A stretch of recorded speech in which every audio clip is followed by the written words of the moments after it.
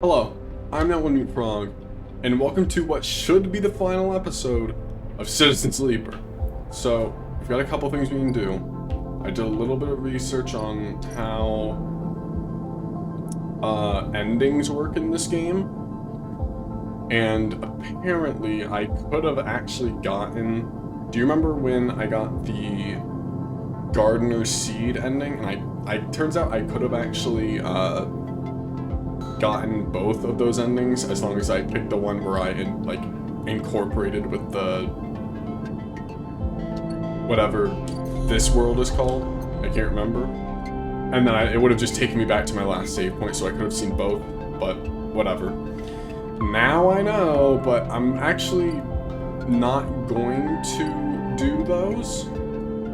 I'm not going to do both sets of endings for each of the endings we're about to get in this episode.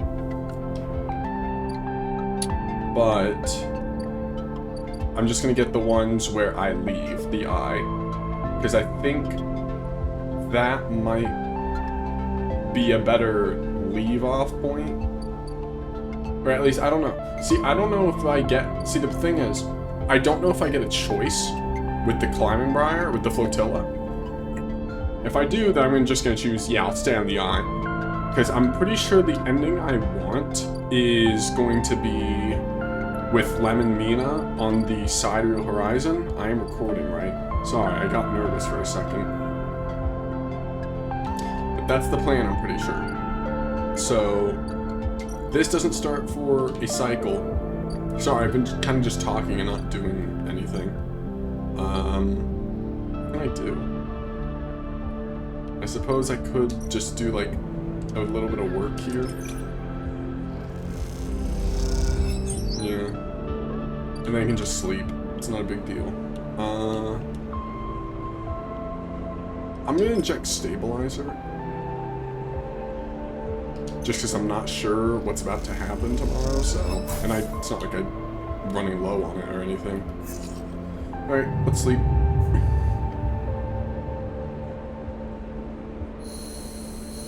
I've got a feeling someone's gonna burst into our home and talk to us. I was right. Sleeper, Peek is waiting for you in the corridor. It's time. Hey? Peek looks pale and disheveled, with heavy marks under their eyes and strands of hair sticking to their face. For what? No, really, Peek, for what? Peek smiles weakly. Nice try, but we can't dodge this. Peek holds up a thumbnail-sized drive. All the data I've compiled on the Flux event, the effects of the wave and the structures that hide within it, is on here.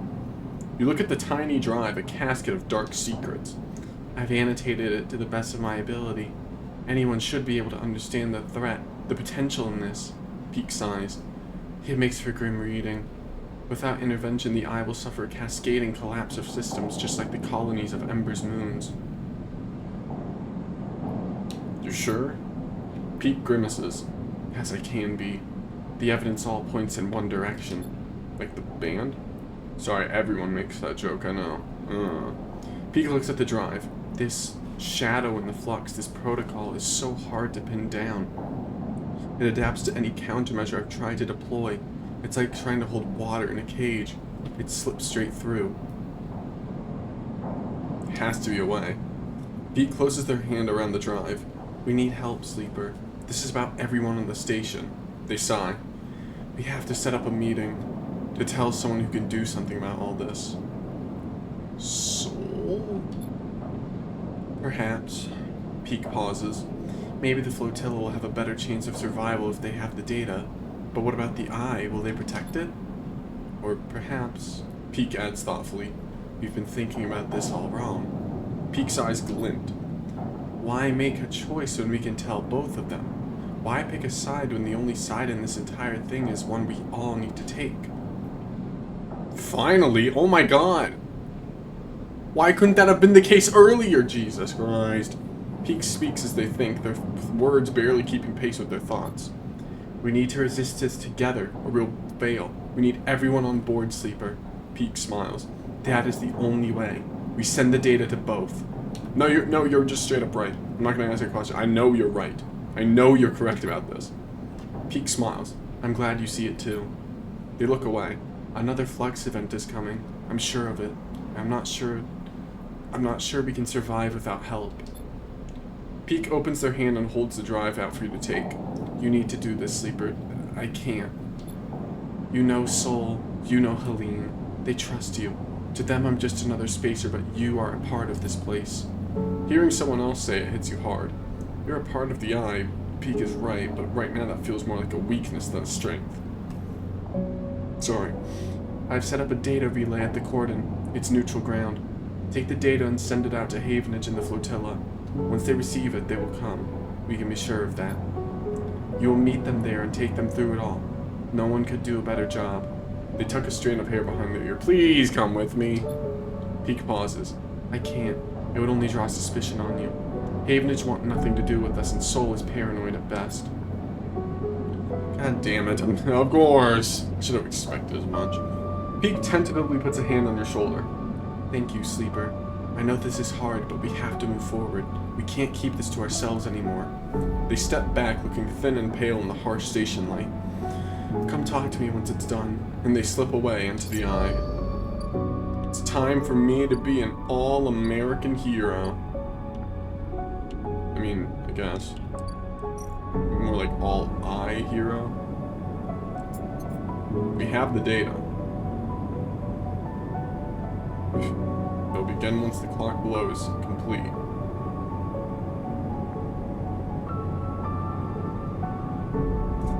Alright, let's do it.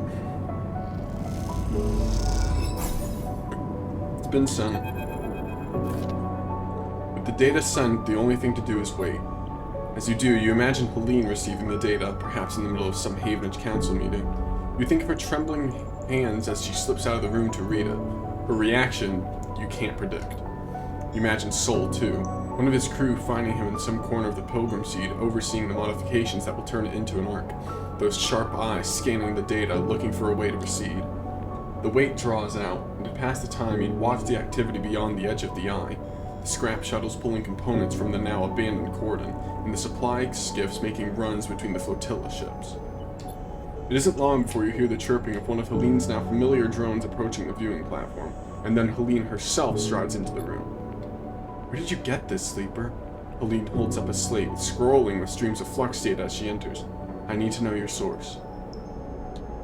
Yeah, I don't think it matters. That's where you're wrong. Helene shakes her head. I need this data authenticated. I can't just... She pauses and pushes her hair back out of her face. This is a lot to take in. A shadow protocol inside the flux? The system's KAN channel starting up? A total collapse of the Eye? She rubs her forehead. If I bring this to the council, they'll... I mean... I think they know. They'll believe you. I mean, I think they will believe her, but I don't think they'll actually, you know, be like, oh, yeah, something's wrong. Oh, we're all gonna die. Like, no. Oh my goodness, everything's fine. She laughs. Do you know what has been happening with Havenage, Sleeper? She looks away, out at the flotilla. Since the refugee ship started arriving, things have changed. It's chaos. No one can settle on a single issue. There's division at every vote, but in the division, only one group prospers. The hardliners. Because as each counselor gets tired of the arguments, gets tired of compromise, they become more attracted to the easy answers. The flotilla is to blame. The refugees are opportunists. The Eye must be defended. She shakes her head. And now you're telling me they brought something to the Eye that will cause its collapse. But they didn't bring it. No, they didn't bring it.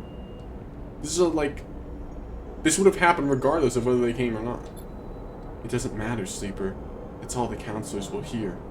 She closes her eyes, a hand to her temple. Many of them already presume that the refugees are somehow to blame. Did someone say refugees? Hey, what's up, Sol? Speaking of which, he clanks into the docking bay, grinning at the situation. Speak of the devil, and well, here I am. His suit hisses as he settles on his cane. Helene glances between the two of you, uncertain if she's been drawn into some elaborate plan. You have. Sol holds out a hand to her. Sol, he nods. I believe you've spoken remotely, while the cordon was still up. We're all allies here. Sol raises an eyebrow. Seems a little presumptuous, doesn't it? I trust you, Sleeper, but Havenage have been the ones seeking to hold us without charge or good reason. I'm not Havenage, Helene blurts out, then corrects herself. What I mean to say is no one person represents Havenage. That's the idea. I did not support the cordon, and I did not support your quarantine.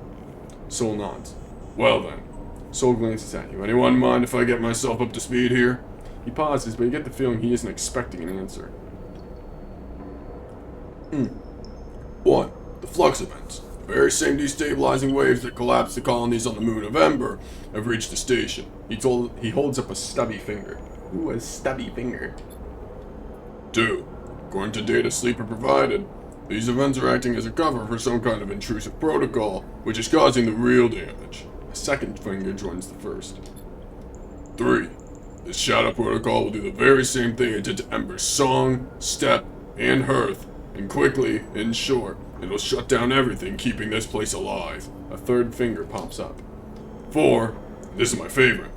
We have no idea who or what is doing this, and why. Sol's final finger joins the other 3. Is that about the total of it all? There's also another one coming. Of course there is. Sol smiles thinly. Sounds... Helene pauses, searching for words. Intimidating. Helene turns to Sol. Did you manage to put up any kind of resistance on Ember's hearth? Sol shakes his head. That's why we're here. Pilgrim Seed was the biggest ship to make it out unscathed. He pauses. Suppose we didn't have this data. We didn't know what was eating up the systems. We all thought it was the flux. Helene looks at you. I imagine you, Sleeper, and whoever helped you uncover this might be able to figure out a countermeasure. We can try. That's the best I can promise. Helene nods approval. Okay, so that's the start of it. If you'll forgive me, Sol cuts in. Part of why I was able to save as many as I could on Ember's hearth was that I gave up hope early. Sol, you're really not helping here, man. Sol shifts his weight, his suit hissing. There were endless strategy meets, system reboots, tests and trials, and I just got on with working on the Pilgrim Seed. Getting people on board. So in the second and the third, and then the rest of the flux events hit, we were ready to go. So if I can offer you some advice, Miss Not Havenage, is to give up on that line of thought you have, that hope, and start the evacuation now. Right this cycle. No thanks. Sol looks out of the observation deck towards the Pilgrim Seed. I've already started the process of converting the remaining volume of the Pilgrim Seed for human habitation. With Havenage's resources, I dare say we can finish the job with time to spare. Sol scratches at his beard. I know it's hard, and I know it's sudden, but you have to give up hope. We have to run. There'll be no heroes here, just those that keep living and those that don't. Jesus Christ. Helene listens in silence, making calculations. She looks out at the bulk of the Pilgrim Seed, which, despite all its vastness, is dwarfed by the eye as a whole. Something flickers in her eyes, and she opens her mouth to speak, but she stops, frozen. Let me think. Helene rubs her temple. I need a moment. Helene paces, and as you watch her, you realize how young she is and how lost she is in the systems and protocols she has to navigate. You can almost see the strings and ties that bind her glinting like webs in the wide space of the observation platform.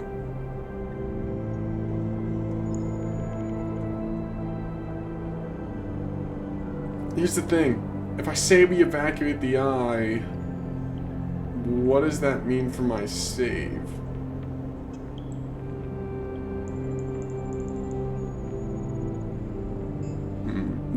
No, we purge the shadow protocol. We can do this. Helene stops pacing. But with what resources? The data you sent me, this thing is a shadow, uncontrollable, untraceable. Perhaps with the full contingent of the Havenage Systems Department, but that would require hundreds of work orders to be overlooked, maintenance schedules abandoned. She looks away. Getting that through the council, would that even be possible? She glances at Sol, who's patiently watching, patiently listening. Can we do it without them? Is that an option? I don't know. I don't know if that's an option. Though I don't exactly want to be involved with Havenage, so I'm gonna try. Impossible. Helene looks at the slate again. I will take this to the council. Force them to listen. Force them to act. You both jump as someone loudly clears their throat nearby. Your eyes jump to the dark entryway that Helene emerged from just minutes ago. Kemp? Kemp?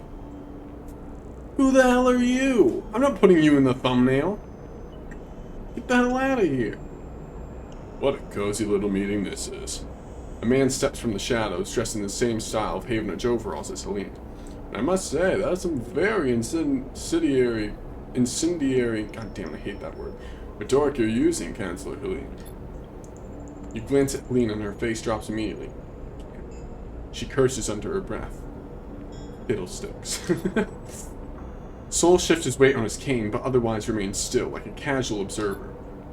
Plotting against Havenage with an interloper. He gestures at Sol. Everyone would be so disappointed. Kemp smiles a bright smile. Some of the counselors had such high hopes for our youngest member. His smile drops. I, of course, never let novelty distract from the importance of experience. Helene stares daggers at Kemp. Enough of this petty bullcrap, Kemp. You need to see this. She holds out her slate with an outstretched arm. I'm doing bad at reading today. The games are over. No more point scoring, no more lobbying. You and your hardliners need to stop. This is something real. Kemp calmly takes the slate and prods the screen, scrolling through the flux data. His face betrays nothing, but you see some complex calculation flickering in his sharp eyes. He gestures, and out of the shadows, two Havenage security officers appear. As they do, both you and Helene take a sharp breath in. They're carrying long, boxy guns. You've never seen anything like them on the eye. Oh boy. Gloss XPR logos glint along their barrels. These are Ash's weapons. Damn it, Ash. Confiscated by Havenage in the smuggling operation gone wrong, and now put to use. Kemp pulls up the slate, and one of the officers takes it and slips it into a pocket on his vest. He smiles at Helene, then follows her eyes to where they're fixed on the matty black barrels of the officers' weapons. The weapons we confiscated from the Spacers. Helene looks at you. From your friends. She narrows her eyes at Kemp. You can't do this. You can't use them. Kemp shrugs. You have just handed me evidence that the flotilla has infected this station with a virus. With a shadow protocol that threatens the life of every Havenage member, every person on the eye. He gives Helene a dark look. This is not the time for half measures. Helene steps forward without thinking, and immediately the officers raise their guns. Not a smart move, Helene, I can't lie. Be very careful here, Helene. I don't think escalating this situation will play in your favor. Kemp sighs. You're in the wrong here. Plotting against the council, hoarding data vital to our work. It's all so obvious. You couldn't win power by Havenage systems, by our laws, so you resort to this. Kemp shakes his head. The law is with me. It's as simple as that. So now, you need to come with me. Sol shoots you a purposeful glance. Now is the only moment you'll have.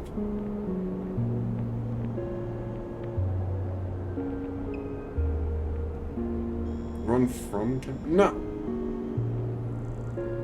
Why would I run from Kemp? That's just gonna screw up everything. I need to at least try. I need to put in the effort. My controller. Run at Kemp. You rush Kemp, but as you do, Sol twists one of his arms, snapping something on his suit. What? A burst of pressurized gas jets out, clouding the room in a choking cloud. Somehow, in the gray, your shoulder finds Kemp. He tumbles backwards, pulling you with him. Then something crackles blue through the gray like lightning inside a cloud. The weapons. The fear takes over and you stumble to your feet, running from that terrible cracking sound as it whips through the gas. You stumble into another body in the haze, and both of you tumble through a doorway. It's Sol, and you stumble and limp together, mindlessly through corridor after corridor until that crackling sound is no longer echoing in your ears. You catch your breath together, Sol wrenching his suit back into shape and leaning heavily on his cane. I assume that wasn't part of the plan. Sol coughs. Certainly gave some life to proceedings, though. What do you do? I know the answer to if you're okay or not, to be completely honest. Sol leans against the wall. Well, first I'm gonna catch my breath a little longer. He straightens up. I'll be honest with you, Sleeper. None of this changes anything for me. The Pilgrim Seed will be going in a handful of cycles, whether Havenage wants it or not. Can't abandon the eye, man. Come on. I seem to remember it was us being abandoned not so long ago. I'm not sure the reverse applies. Come on. Soul puts a hand on your shoulder. There's a berth for you. For any you can gather, Sleeper. That much I owe you. And Helene? Even if she made it out of that, Soul gestures back down the corridor. I wouldn't hold out much hope of her coming around, Sleeper. She's too tied up in all this. Won't let her leave even if she wants to. He eyes you. Hell, I'd say the same about you, but you have a habit of proving me wrong. Soul glances back down the corridor. Now I think we better clear out. I'm not sure those officers won't come looking. My crew will meet me at the edge of the corridor, so I'm good from here. Soul leans on his cane. Oh, and thank you, Sleeper, for sending the data. I appreciate the extra info, and I'll see if it can help us shore up the Pilgrim Seed against any future Flux events. We'll be leaving as soon as we're able. If you want to help us get there faster, well, you'd be welcome. He meets your eye. We had you back on Ember's Earth. He pauses, suddenly losing his appetite for discussing the past. Well, he smiles. Just don't keep me waiting. And he limps off down the corridor towards the edge of the corridor. You pause for a moment to let your thoughts catch up. Peek will want to hear about all of this. It should be your first port of call. Pilgrim Seed, there's Peek. I gotta drive. Evacuate the eye. We actually have a drive for once in a while.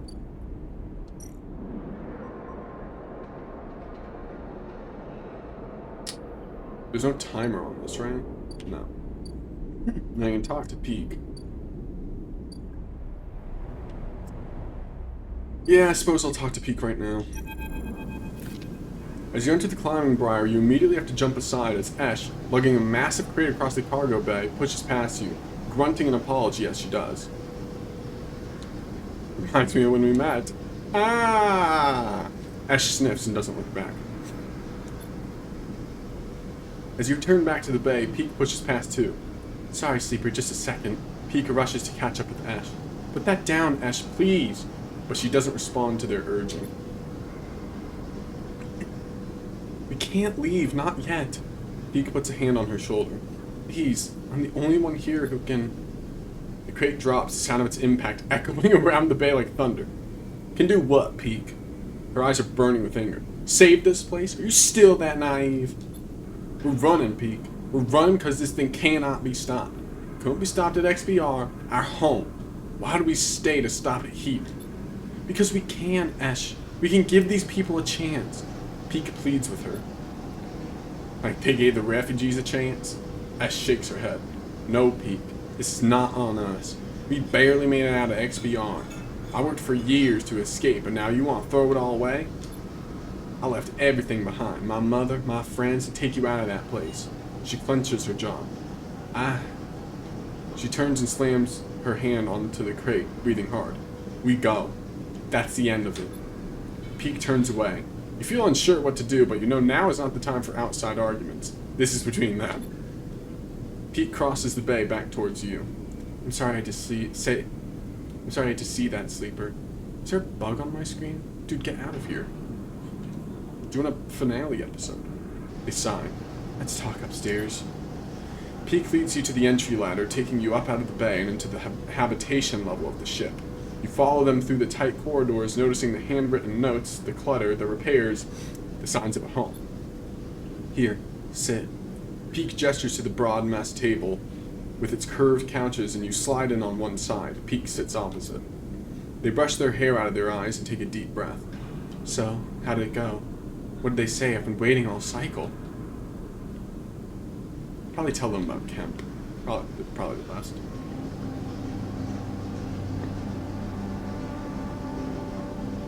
Peek looks increasingly troubled as you tell them about the hardline Counselor Kemp's sudden appearance, about the XPR embossed guns and the resulting chaos. You admit you don't know what happened to Helene. Peek is silent for a moment. Those are Esh's guns, right? The ones she smuggled out of XPR on this ship? The ones she didn't tell us about? Peek looks desperate. Yeah. Peek's head droops. Ash. Peek whispers to himself. Peek takes a deep breath. then we can't be sure that Helene can help us at all. If Kemp has taken her, or if the council looks on your meeting darkly, Peak nods softly, then this is on us. What's on us? Ash is standing quietly in the doorway listening. You don't know how long she's been there for. Peak looks up at her with tired eyes. Sleeper found the weapons you smuggled from XPR. Ash freezes. She glances between you and Peak as if this... What the hell?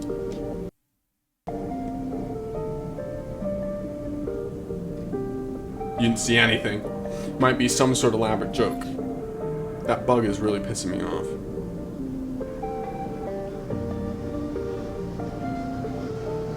I don't know where it just went. Haven had used them? Ash moves out of the doorway and enters the room. What happened? Peak interrupts. The hardliners within the Haven Council used them, Ash, against their own members. Ash shakes her head. Good. Anyone in that corrupt mess deserves what's coming to them. She grimaces.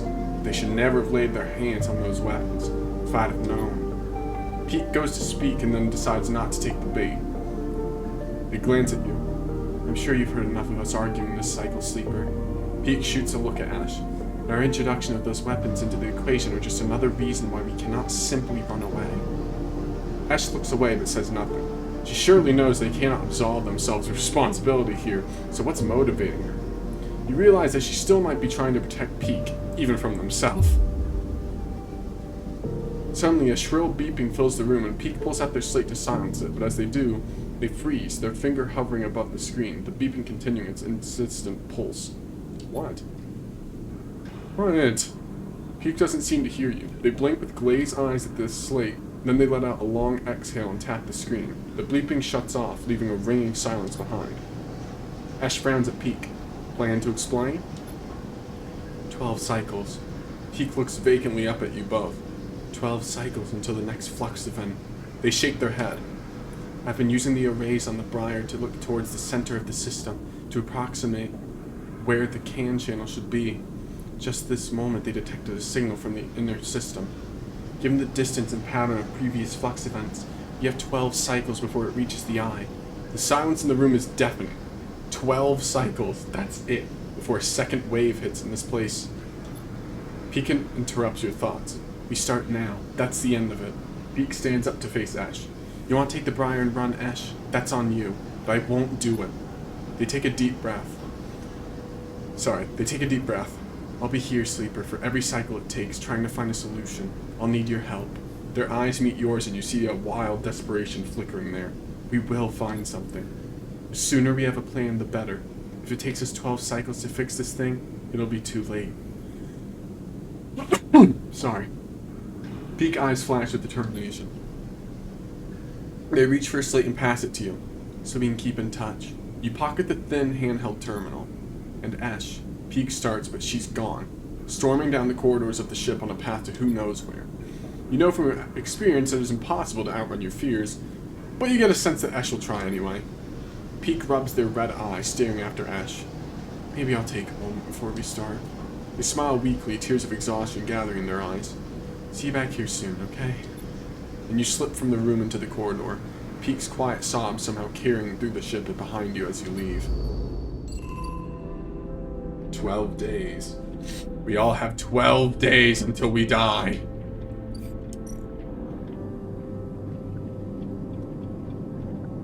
Okay, we need to... We'll do that later. So that's like, we have like an actual straight up fail state now. Concerning. Now is probably the time to do the other,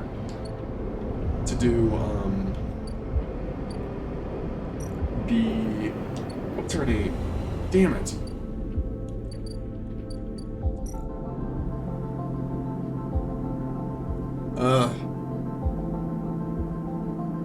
I can't remember what her name is. Do I have it listed here? Somewhere? Bliss. Alright.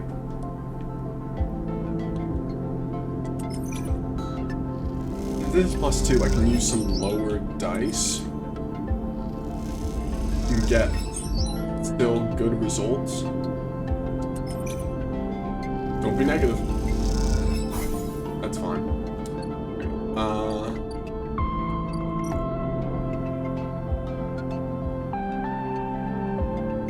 won't use anything on that yet, considering that's the last thing we're gonna do.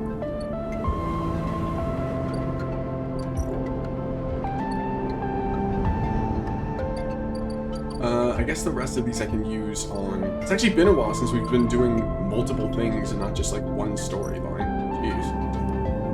I can do this. And I can do this. Alright, we'll sleep. Do more in the morning. End cycle.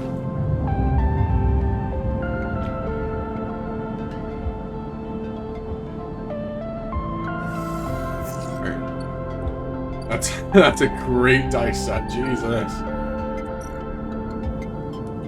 Okay, we'll do this. Peek will probably want to talk to us. Peek beckons you over to the wide mess table where they have set up a terminal. The hours of bleary-eyed work have left you both drained, and Peek looks ready to collapse. You slide onto the curved couch behind them, something dark and malevolent filling their east screen like an oil stain. Shadow Protocol. Not quite. Peek's eyes seem to glitter in the screen light. This isn't what you think, Sleeper. Not by a long shot. Look again at the screen, leaning in close to the dark, curved shape to see its texture. You see whirls and currents like a river. A dark flow, unlike the Shadow Protocol's dark tangle. What, like what I can see when I press Y? You know exactly what this is.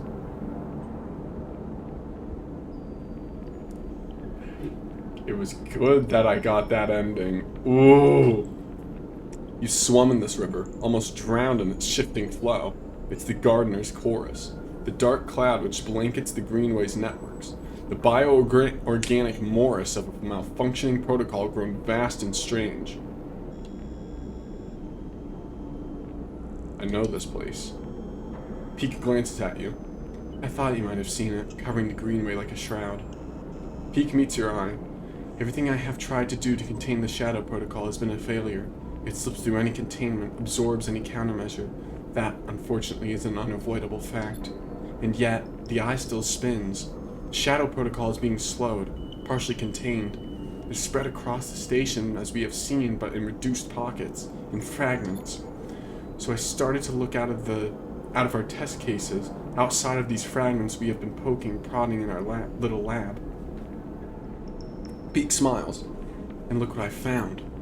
Peek taps a key on their terminal, and you realize the screen is showing a recording of the data flow inside the eye's networks, sampled from hundreds of points around the Greenway. You watch as a subtle shift occurs at the edge of the flowing dark curve that blankets the Greenway. Something spreading like an ink stain, somehow darker than black, it bleeds across the Shadow Protocol. Now watch. Peek eagerly points at the screen. You see something strange, a fizzing at the edge of the shadow, a sparking, and then it's gone. And beneath, for a moment, a millisecond, you see into the networks of the Greenway. You're reminded of an image you had forgotten. Pulling a plant from its pot and seeing a bone-white root ball where you expected to see dark soil. The white connections writhe like worms, and then it is gone. The dark flow closing up as quickly as it opened. Did the fucking bug go into my mouth? Oh, God, I hope not. It's disgusting. What did I just see? Hope. Peek sighs. Wrapped up in something terrible. Think back to your meeting with the gardener. To the sense of something old and world, and human to its core. Peek excitedly starts to explain. This is the only chance we have, the only countermeasure we've seen. And the moment it opened, I detected something. A centralized intelligence with the local ID Gardener. I know that guy. I know that thing. This protocol, this system, whatever it is, can protect its network from the Shadow Protocol. But if it stays in the Greenway, the eye will still fall. The station's systems are too exposed, too spread across the hub, the shipyards, the spokes. Peek glances away. The only way is to break it open, to spread the entity's network access it, expand it somehow. Peak pauses. I've been inside there, Peak. Peak pauses, trying to read your expression. And this gardener, can they help us? You try to remember what that strange being said to you. It's been a while. But all you remember is the feeling of dissolving into that network, the heady mix of growth and decay, the ceaselessness of it. Will they protect the station, or will they simply dissolve it? They might. Peak stands up and walks away a little. They lean against the countertop, their head hanging so low that their long hair touches the work surface. You hear them breathing deeply. I don't know, Sleeper. They lift their head. I really don't know. It's a chance. Maybe. They shake their head. You know as well as Peak that this is it. You know it because over the past cycles you have run every simulation, every possibility you could think of, and still come up with nothing. You've stared a hole into your screen and dreamt of that black shadow creeping in at the edges of your vision. Peak recognizes the look in your eyes, the potent cocktail of resignation and anger. Let's say we do this. Peak begins, eyeing you carefully. What do we need? They begin to answer their own question, thinking out loud. I suppose we need to do two things. Find a way to limit or control the gardener's spread, and then reconnect the greenway. Peak starts pacing. The idea is coming quickly now. Controlling the spread means repairing the station. Limit the gardener's network to key systems. We don't want it taking everything. We just need to protect the station's core functionality. Then, we need to reconnect the greenway. Hook it back up to the main line of the network.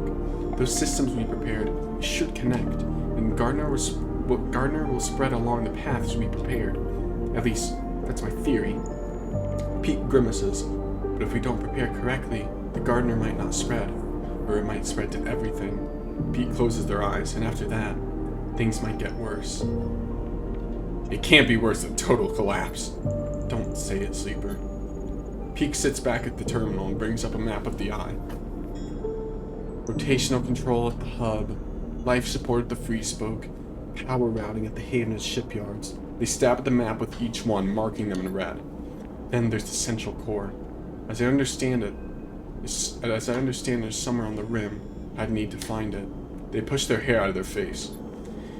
We seed the gardener in all these places. Peak pauses. But how are we gonna do that? Honestly, I don't know.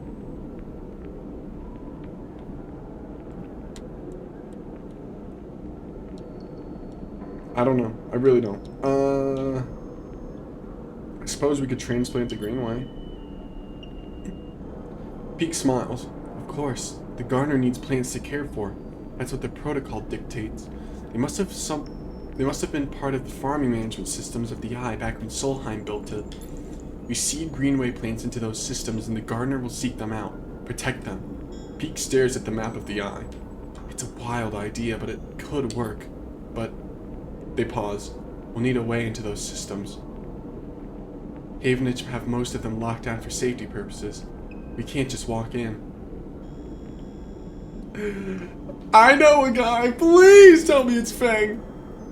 Peak raises an eyebrow. Someone in the Havenage systems team? You nod. After everything he dragged you through, you feel like Feng still owes you. Time to pay him a visit. Yes! Yes, he's back! Okay, well, Peak looks at you sideways. I guess we should pay him a visit. Lead the way. You both leave the ship, carried forward by the excitement of the plan and an eagerness to not look at the details too closely. You push any lingering questions to the back of your mind. Time to head to Feng's Bay. Feng, buddy, it's been a while. I can't believe we're gonna see him again. I assume this is just a timer now, right now, right? Yeah. Oh my god. What was Feng's voice? Wasn't it like, Sleeper! Sleeper! Something like that, yeah. Feng! Your lone clues an out to lunch now. God damn it! He is a difficult man, but we're gonna freaking find him. Feng is both never where he says he will be and always late. God damn it. This is no surprise. It's not the time. I'm excited to see Fang. That's it. No more wasting time. Peek sighs and pulls out their slate. They crack open a box on the side of the bay's shutter and wire the slate to what's inside. Maybe your friend has a Havenage pass card or something inside. Peek shoots you a glance. Something they wouldn't mind if we borrow. Fine, but be quick. I wanted to see Fang! Peek nods without looking up. I'm going as quick as I can. After a few tense moments, the shutter jerks and begins grinding open, the noise making you jump. Let's get inside. Peek glances around. Quickly. We slip into the dark of the bay, punctuated by the blinking light of Fang's piles of servers, somehow even more disordered than before. Peek makes a beeline for the desk at the center, scattered with tools and components. They flick on a lamp and stare at the mess. Are you sure this person can help us? They're a little disordered, but yeah. You're interrupted by the sound of footsteps from the entrance. Someone came in behind you. Peek freezes.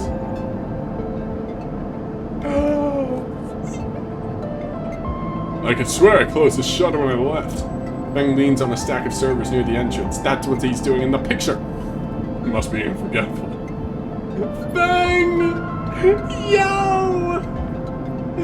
What is up, man? I've never been more excited to see an old character return. Very same. Fang smiles and raises an eyebrow. Thought you'd come and rob an old friend. Is that the plan? We need your help. Fang nods. You hear about the flux? Peek nods and is suddenly giving Fang their full attention. Fang smiles, pleased with himself. I guess as much. I saw changes in the old system architectures almost immediately. Some of them have been running since the first day to the station, so when I saw new patterns, shifts in logic, I knew something happened. These past cycles I've been doing a total inventory of the core systems from the hub to the rim. He grins. I've surprised myself, to be honest. Didn't think I had it in me. Peek seems unamused. And what did you find? He sighs. That's the thing. There's something all twisted up in the systems and protocols, but every time I look at it, it disappears. Peek finishes. Fang turns to you. Do they always do that?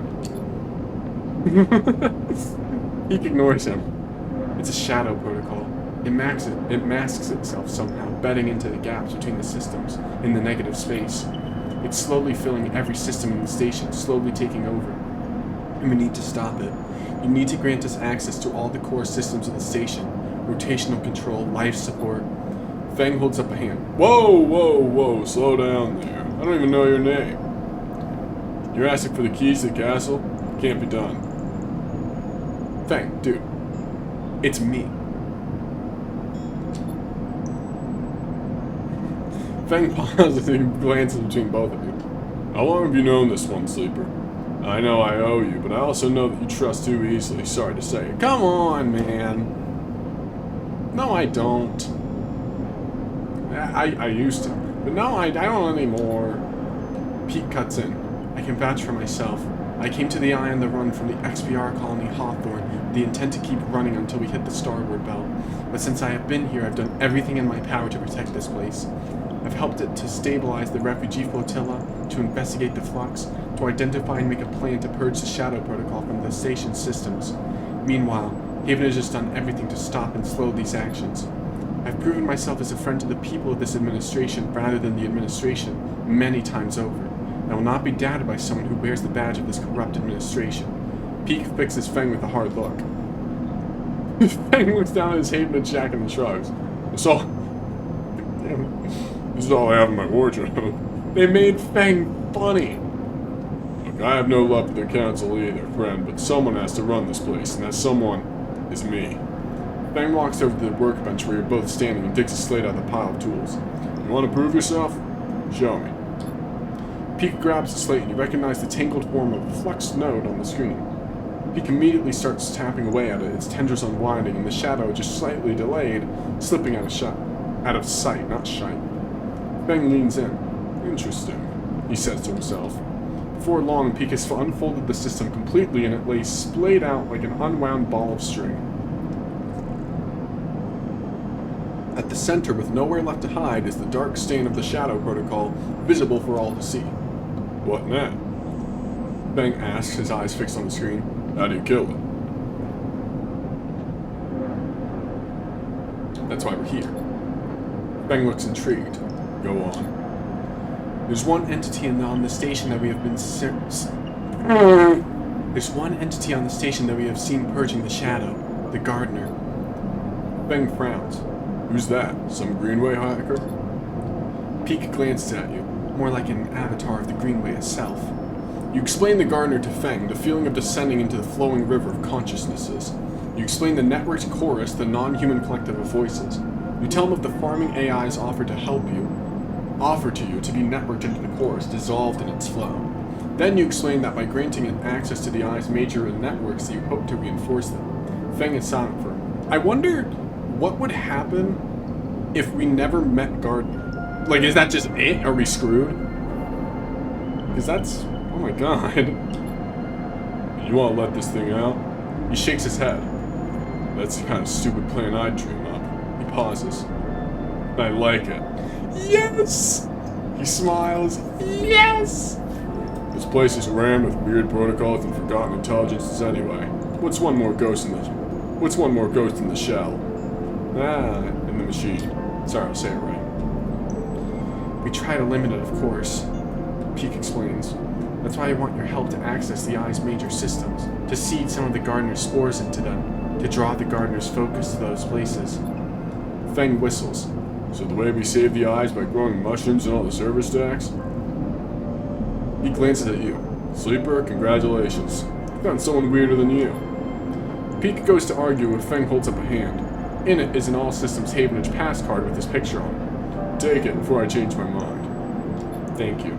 Don't mention it. Feng gives you a look. In all honesty, Sleeper, I was on my way back here to start tearing the place down. Shadow Protocol had me spooked. So if you are telling me you figured out a way we might fight it. He looks at Peek. No matter how crazy, then I'm glad to help. He smiles a tight smile. What will you do now?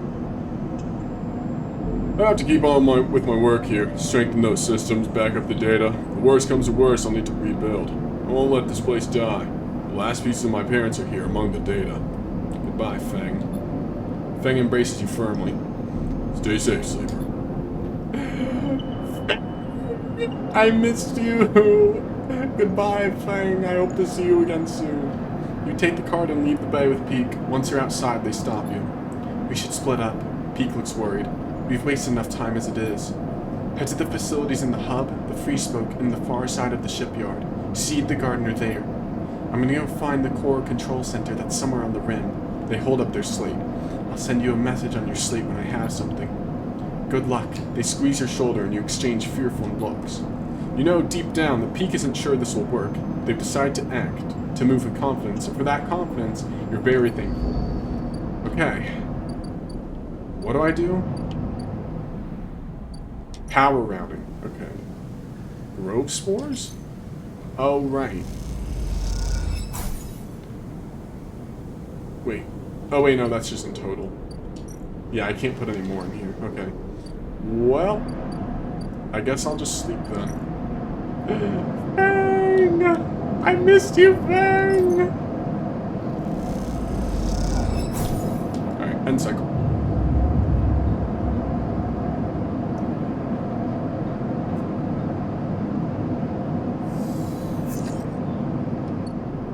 Good God, I'm starving. Luckily, I have some pretty good dice. Emphas! I require some sustenance. Thank you. Let's see, what else is there? Life support. I don't have... Ooh, right. I need to actually get some spores, right? That's what it is? Yeah. Okay, let's grab some. Come on. Thank you.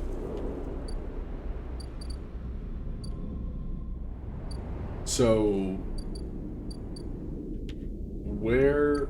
I need... what? Access and seed the systems. Okay. So I think they're all on the mainland. I assume there's one if I go in the Ascender car. Okay, let's seed this. Ascender car. Is there something up here? Yes. Rotational control. There we go. I assume I'm gonna get a message from Peak. As you leave, the slate Peak gives you chirps insistently. Wow! Check and see a message. Found a possible entry to the core facility in that low end. Meet me here ASAP. Peak. The blinking marker gives their position as on the free spoke side of the main block. Better head to the low end. Okay, let's do that thing. More lore! You arrive at the coordinates given by Peak Slate, a run-down but active corner of the low end where a short, glass-roofed alley turns off from one of the main thoroughfares. You wait in the mouth of the alley, leaning against the wall and watching the street life go by. Children hop across grids, scratch into metal floor plates, playing games of their own devising, while older residents sit and talk or play Tableau. Is it hard to believe that this all is a threat? It's hard to believe that all this is a threat. At threat. God damn! It seems so concrete, so real. How can some intangible protocol erase all this? As you're watching, a voice calls out to you from one of the tablet tables set up along the way. Castor? Dude, like, hey. What's up? You move a little closer and recognize the sitting player immediately. Castor sits, tablet pieces and board ready in front of him, smiling at you. Sleeper, my partner has not arrived for our usual game. Come, please, take her place. He beckons you over, standing and nudging you to sit down with him. A rematch is in order. You owe me a game. Almost immediately, Castor begins the game. Everyone on the eye knows how to play Tabla. The methodical movement of the counters across the triangular points are ready fit for the rhythm of life on the ramshackle space station. Most games begin the same way, with each player moving with independence, focused only on achieving their optimal early game setup. There is a moment in each game where it becomes necessary to notice the other player, to anticipate the crossing of the counters across the board. The point of contact, where routine becomes negotiation, negotiation becomes conflict. As this moment arrives, a subtle shift in the texture of the interaction, Castor begins to speak. I find myself surprised by you continually, Sleeper. He looks over his glasses at you. The way you conduct yourself, for example, suggests an anxious, frank refrain, a defensive, protective quality. But in your tablet game, he pauses to move a counter. I see only risk. What are you talking about? Risk, Sleeper. I'm talking about risk. Risk is, of course, necessary to play tablet. To move a piece is to expose it. But this should be done with calculation, with proper analysis. Then, if the piece is taken, Castor moves a counter, taking one of yours at the practice swap, placing it beside the board. It is already accounted for. But you move forward with abandon as if the risk was just a secondary effective action, a consequence, not its primary guide. He gestures for you to take your turn. A cause. I play my way. Don't judge me, please. He smiles. Indeed, indeed. That is all I seek. You move your piece. This locks you into being reactive, if you don't mind me saying so. You're responding, which means you're being led. He leans back to consider the board. I mean, yeah. There's not been much that I've done for myself. This place, it mirrors you, Sleeper. It's also reactive. It was born from a crisis, the collapse of Solheim, and ever since it has been reacting without any central guiding principle. No analysis, no calculation. Just look at our refugee crisis, for example. It is all reaction, all risk-taking, and little risk calculation. At first I found the chaos enlivening, especially when trying to track its outcomes, but now I find it exhausting. He laughs. It always amuses me that this place is literally spun from the rim. Below this very stack of habitation blocks is the most important control facility on the island. Spun from the rim. He laughs again. What better metaphor could you find for disorder? His face drops. But why am I telling you that? That facility is precisely why you're here. He smiles an unsettlingly warm smile. You feel a shiver through your body as if something has changed in the air. What is this? No words come out of your mouth. You feel removed from yourself, watching from behind frosted glass. Your eyes dart side to side. Inertia sets in. Castor's still smiling. The risk you're planning to take here, Sleeper, is not yours to take. Castor's tone is unshifted. He speaks as if this is still some casual conversation between passing acquaintances. You're leaping towards a chaotic outcome with no respect for risk. You see, calculating outcomes, that's my specialty. That's why I'm here. I was hired as a conduit for risk, as a collector of data that might pertain to its arrival. He removes his glasses to clean them, and you see something flicker across their surface, a shimmering stream of characters. This system, this station, is already theirs. Solheim's collapse meant a corporate fire sale. Assets changed hands. My employer, Senetstat, brought out the entire system, and for the past decades have been its one valid owner. He polishes his glasses diligently. But to possess this system, the H1 system, he pauses. Helion to you. Well, that's a matter of risk. Of how much force, how much cost, how much conflict a clearance will take. He replaces his glasses. That risk must be calculated against the favorable outcome. In short, how much is this place worth to us? For a long time, the answer was nothing. H1 could offer nothing that could warrant the risk. But the markets change, the demands shift, and Senetstat, we analyze, we follow, we respond. He puts his glasses back on his face. H1 is about to become the most important system in this part of the galaxy. He glances around. The lone can channel operating within range of 7 or so newly surveyed resource-rich systems. The frontier town that feeds the gold rush, so to speak. So here we are, reevaluating the risk, reclaiming our property, starting up the can channel and clearing the way for what comes next. He sits back, looking at the board. He gestures. Your move.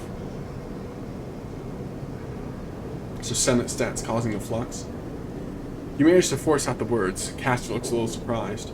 Senetstat is acting to reclaim their property from illegal occupation, to reestablish H1 as a foremost colony of the surrogacy program.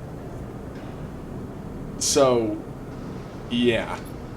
Of course, I do not need to explain myself to you, but in the role as an analyst in my calculations, I see great promise in you, in your ability to enter systems, to shift them to your will.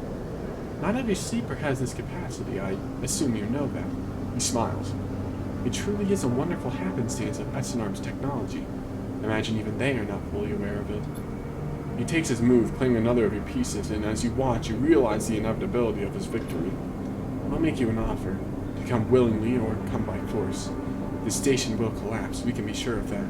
But your ability to work with data, well, for an analyst, it's very intriguing. He pauses to push his glasses up his nose. Very intriguing indeed. I'm not working with you, man. I thought you were chill. He glances around. Come with me as a collaborator or as a prisoner. Consider the risk. On one hand, almost certain death. On the other, a possible future. Analysts do not. You must see it. Speak now, sleeper. The game is forfeit. You must see that. He holds out a hand. You're of value. You're needed. You feel a slight release in the inertia that grips you, enough to allow you to speak, to respond. You realize that you're already in Castor's hands, that you cannot move from this place if you wanted. Sleeper, you hear the familiar voice above the crowds, not the clouds. Sleeper, I'm here. You're unable to turn your head to see Peak, but you notice Castor's eyes following them as they come up from behind you. Then you see Castor's eyes glance down towards his hands concealed beneath the table. Sleeper! Pete comes around the front of you and waves a hand in your face. We were supposed to be meeting, remember? They glance at Castor. Sorry, am I interrupting something? You cannot speak. Castor shoots Peak a wide smile. Hello, you must be a friend of Sleeper. You watch one of his hands lift, come close to his body. Some dark shape concealed in it, a weapon. You try to scream, to shout, but Castor's attention remains partially on you, and while it does, you can do nothing. Peak glances at your static form. What's happening here? Sleeper? You put a hand on your shoulder. Are you okay? As Peak stares into your eyes, you see Castor behind, his hand lifting the dark object unfolding. And in the split moment it does, you feel his attention shifting to Peak, shifting away from you. As you do, you feel the inertia lifting, and you know this is the only moment you'll have to act. Shoot! Don't shoot! Do not shoot!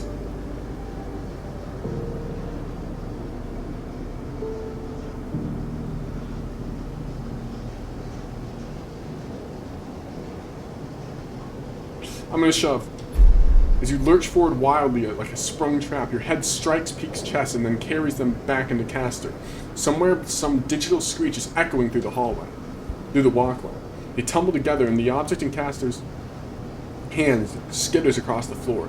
You realize the screech is you. and you get to your feet, grab Peek, and run. And you run as hard as you can, the Scream chasing you down the walkway as you shove through the residence, Peek dragged behind. You run from the cold grip of whatever power Castor had over you, the signals that locked you into this body of yours, that broke the connections and crawled up your spine. Oh my god. Eventually you stop, both you and Peek collapsing, heaving, breathing into the cold metal floor. When they're about to speak, when they're able to speak, Peek asks you to explain, and you tell them everything Castor told you, about Senate-Stat, about their claim on the Helion system, and the reactivation of the Can channel, the Helion system's growing importance.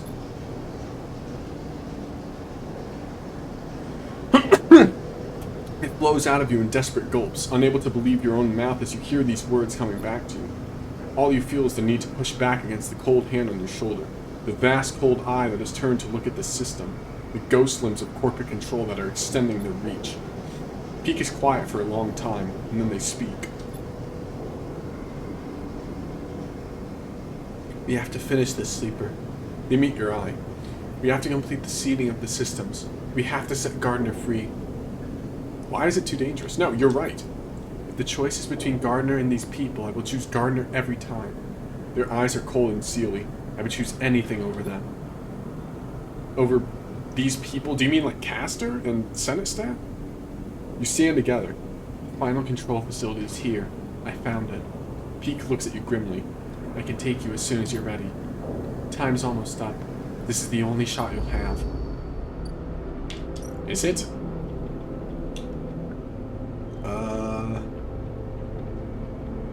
I mean, I guess I can do this one. I don't think it matters, though. They give the same thing for the positive outcome.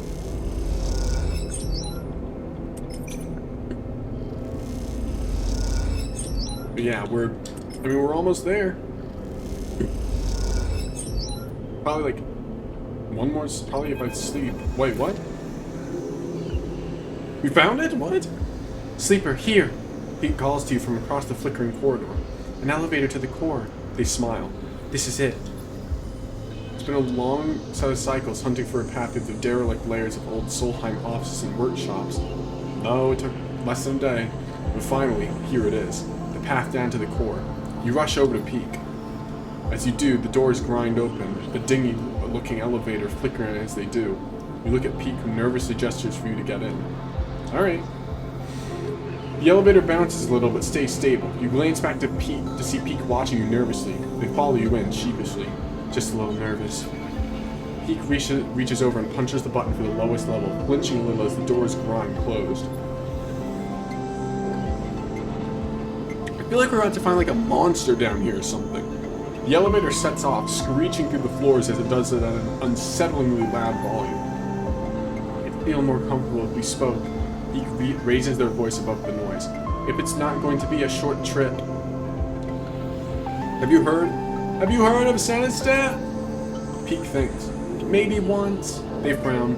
Could have been mentioned in an XPR news packet, the kind that the central administration sent out to us. Something about market analytics, I think. They shake their head. You've spent so much time trying to forget your past, this stuff isn't easy to dredge up. How's Ash? Peek pauses. I was thinking more like small talk, elevator talk. They sigh. That was bad. They sigh. She is packing. They rub their eyes. Once Ash has set her mind on something, well, you know her now. You know what I mean. The screeching of the elevator fills the silence.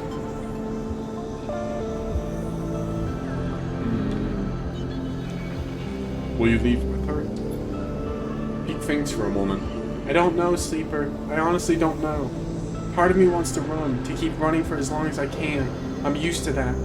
But another part is done with that. Is done with denying my past, my history. If I ever want to feel complete, to feel settled, don't I need to somehow resolve the person I was with the person I am now? Peek goes quiet, and you do too. There are too many possible questions, too many possibilities before you. It just seems easier to get on with the task at hand and leave the consequences for later. The elevator screams to a stop and the doors ping open with a strangely cheerful beep. You glance at Peek. Time to move on. You both walk out into an atrium still lit by some ragged-looking light panels on the ceiling, once simulating a summer sky, now degraded into a flickering blue and white tapestry of glitches. Sorry for... I'm horrible at reading. Pete crosses quickly, making a beeline for the large doors on the far side, where you can make out a fading sign in massive peeling letters, Central Control. You follow, helping them lever open the partially powered doors until the motors kick in and they spring to life, thudding open. You and Pete tumble through across the damp metal. As you stand... Sorry, I thought I heard something. As you stand, you're greeted by flickering lights, thousands of them. A vast cylindrical stack of servers, processors, and transmitters dominates the center of the room, its flickering LEDs reflected in the scattering puddles that surround it. Despite the decay, the warped panels and water leaks is still running, just as it has for decades and decades, since the station was first spun up. You wonder how long it's been since anyone has been in this room. You exchange wide-eyed looks with Peak. This place is still a living piece of history. What now? Well, actually, we don't have to yell anymore. What now? Peak takes out a handful of mulch from a small bag. It glitters with spores. Now we seed this place. They cross to the server and start packing the mulch deep into the machinery, pushing fistfuls deep into gaps in the paneling, laying it across hardware. As you watch them doing this, you feel a tug, a thread pulling at you. You approach the vast piece of cylindrical hardware that Peak is stuffing mulch into. You run your hands across its plated metal surface and watch the lights blink in response. As you pass, you hear a whirring like a physical disk drive starting up. Listen. The whirring shifts alternating, speeding up, slowing down, and as you listen, you hear it modulate into a voice. I don't know who this is. Sleeper, you please, you're here. Navigator? What? Why is everyone coming back? For a moment you're afraid, but something in the tonality of the voice is familiar. Navigator. Another drive spins up and another, giving the voice a richer, multitonal sound. I had forgotten. I had forgotten what it felt to speak like this. The drive skip. There is a certain quality to it. A certain physicality. What are you doing here? The drives squawk in unison. Do you imagine the flux, the shadow protocol? That they were just a problem for the people of the station, of this station? A high whining begins. They are all the more dangerous to us. I have been hiding once more, jumping from network to avoid the shadow as it eats up nodes. A low rumble. I had thought my hiding days were done. For the moment I found myself a safe haven here in the core. The shadow is yet to breach this facility, although that is a temporary state of affairs. The rumble stops. My predictions do not point to good outcomes. That's why we're here! You explain to Navigator about Peak's plan, about Gardner's resistance to the shadow, about how by seeding key systems you will protect them from its advance. The drives hum thoughtfully as you speak. A desperate plan, the drive's word, but appropriate given the probability of total collapse. I am not sure what will be worse for us, hiding from the erasure of the Shadow Protocol or the assimilation of Gardner. The drives pause to reset, but we owe you our freedom. I will do what I can to guide the Gardner into the systems you have seeded. A pause. It is correct to do so. Thank you. The drives squeak in affirmation. You have notable persistence, Sleeper. Even with such poor probabilities of success, I'll be curious to see the outcome. The drives squeal, the motors giving out. This cannot be sustained much longer. Go, I'll be fine. Don't worry about it. Final squeak of affirmation, and the drive skitters and slows to a halt. You step back from the towering cylinder, staring at this vast piece of Solheim hardware. The whole place is built from ghosts, you think, from old protocols of company hardware, from engines that drove decades of corporate expansion.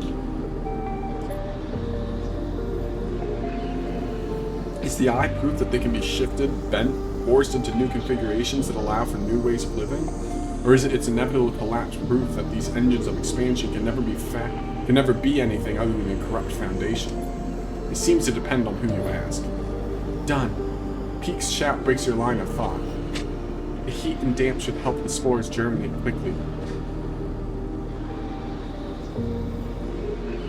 Sorry. I got distracted. If we're lucky, there's enough time for some growth before we reconnect the Greenway. They glance at you. That's it. All the facilities seeded. They sigh. We either just ensured the eye's survival or stuffed a whole lot of soil into one of its most important computers. They laugh weakly. Shall we go? They start to head back towards the doors in the elevator beyond. No, let's just follow. I don't need to take one last look. You turn your back on the core and follow Peak back into the elevator. As you ride the car back up, Peak raises their voice over the screeching. I'm going to the Founder's Gap to finalize the connection. The moment I'm ready, I'll let you know when we let the gardener out. The sooner the better. Peak furrows their brow. If we wait until the final cycle, it'll be too late. If you want to help speed things up, go work with the flotilla. We can't make the connection until we know they're ready to go. Oh shoot, I was supposed to be doing that? Peak swallows. Unleashing Gardner could affect them too if we aren't careful. This will work! Peak nods, opens their mouth to speak, and closes it again. You ride the rest of the way in silence. When you reach the top, you go your separate ways, but before you do, Peak embraces you, burying their face in your shoulder. You stand there together for a moment, spinning with the eye, moving relentlessly towards an unknown future, and then they let go and slip away, the pressure of their hug fading like a bruise as you begin to leave. Jesus. Upgrade point! Can't use it. Well, that's fun. Alright, well, I guess what's left is to just...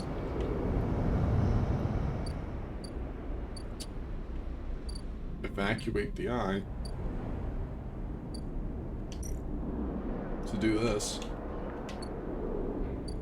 Right? Yeah, okay. Like, don't have any dice, so... Let's sleep. Actually, I'll put in some scrap. And then we'll sleep.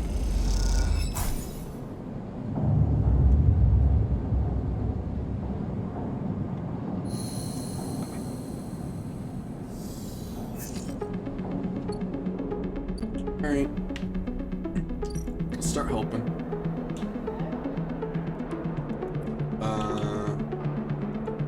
Probably should do this one, even if I can lower my condition. Starving. Great! What? Oh my god. As you stop to rest in one of the Pilgrim Seed's cavernous bays, hopping up to sit on a supply crate, you hear a now familiar voice behind you. Sleeper, glad you're here. Sleeper, glad you're here. That's more accurate. Soul's suit hisses as he clanks up towards you. I knew you'd help us out. Be sure to appreciate everything you do for us. Nah, no worries. I do mean it, Sleeper. He looks away down the bay to where sparks jump from welding torches. It's a grim job to be doing without a few friends around. Soul settles beside you, flinching a little but making himself comfortable on the crate. Seems the word got out, this way or that. He nods towards the welders a little way off, one of them wearing shipyard overalls. We've had people flowing in from the eye looking for a place. In truth, it's more than I thought. Soul sighs. Which means more meth to feed, more bodies to house, more people to protect. That's good, right? Good for those that can get a place, maybe. Soul frowns. But none of this is good for anyone. We're supposed to stay here, not keep running. Soul waves away the thought. Don't listen to me. He gives you sideways glance. Just a tired old man. He stretches. I have something to ask, though. What is it?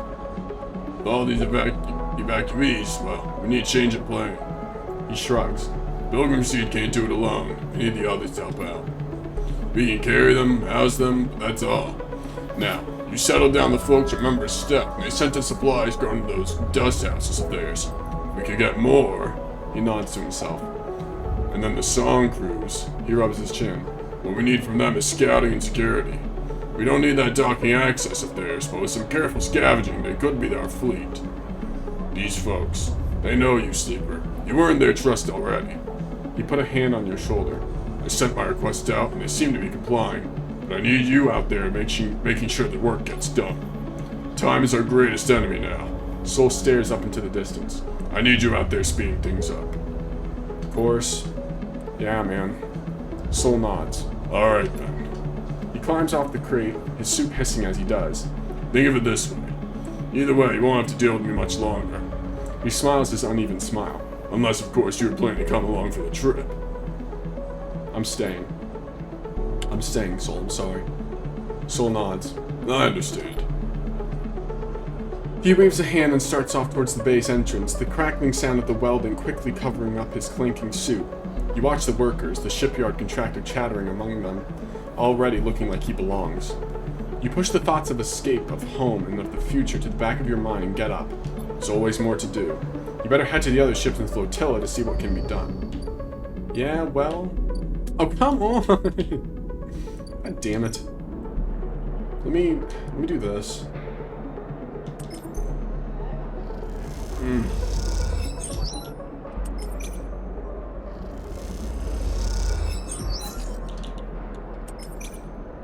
Just put more dice in.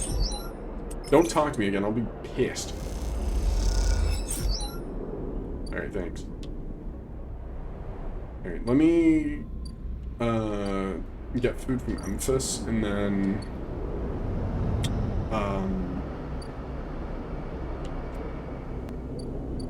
we'll keep going. This is the longest episode. Because I'm making sure I get stuff done. Well, actually, could I leave it here?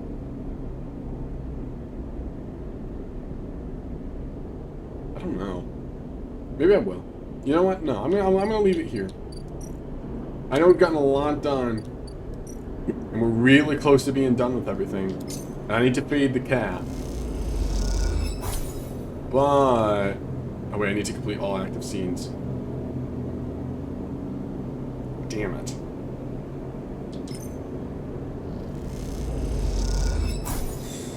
Oh, man.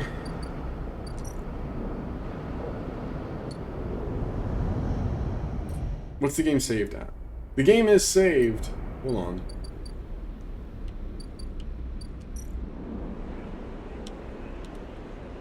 If I put another scrap component, it'll have to autosave.